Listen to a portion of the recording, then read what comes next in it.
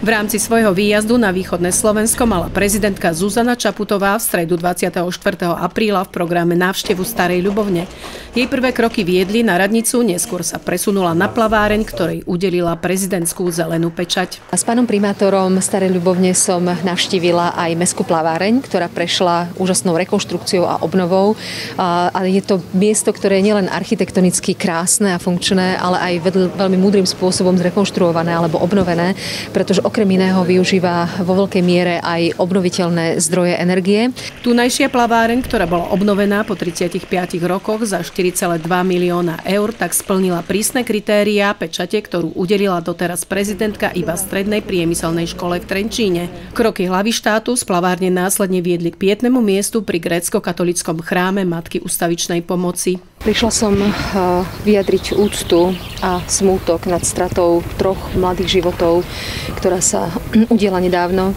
Vyhasli životy 3 mladých nevinných dievčat a to je vždy veľmi ťažká a smutná správa. O chvíľučku sa stretnem s rodinami týchto dievčat a zostáva iba dúfať, že viera v Boha, ktorá bola tak silná a ktorá ich sprevádzala do poslednej minúty ich životov, bude teraz ich príbuzným nápomocná spracovať ten najhlbší žiaľ, aký si človek vie asi v živote predstaviť. Pani prezidentka mi osobne volala 2 dní po tragédii, ktorá nás mimoriadne zasiahla. A ja som pani prezidentku poprosil, aby prišla. Taktiež som poprosil, aby teda sa stretla s rodinami. Tak keď koncom marca prišlo, že príde prezidentka, hovorím, príde do Starej Ľubovne.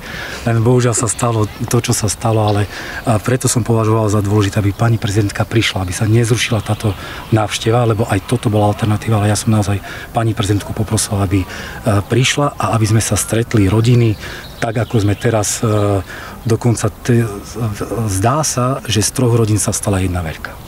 Návšteva tak mala smutný nádych, program však pokračoval v dome svätej Anny. Chcem sa poďakovať občanom za veľmi milé a srdečné privítanie. A práve teraz som navštívila sociálne zariadenie svätej Anny. Je to veľmi moderné, veľmi komplexné zariadenie, ktoré poskytuje rôzne služby, či už deťom alebo dospelým ľuďom, ktorí majú rôzne sociálne alebo zdravotné znevýhodnenie. Naozaj je to moderný priestor, poskytujú tu služby na tej najlepšej úrovni, ale to, čo je veľmi dôležité, bolo cítiť, že tu je veľmi ľudská až rodinná a príjemná atmosféra. Presuny prezidentky využili viacerí na stretnutie i fotenie slavou štátu. Prezidentská návšteva ďalej pokračovala výjazdom do Zborova v Bardejovskom okrese.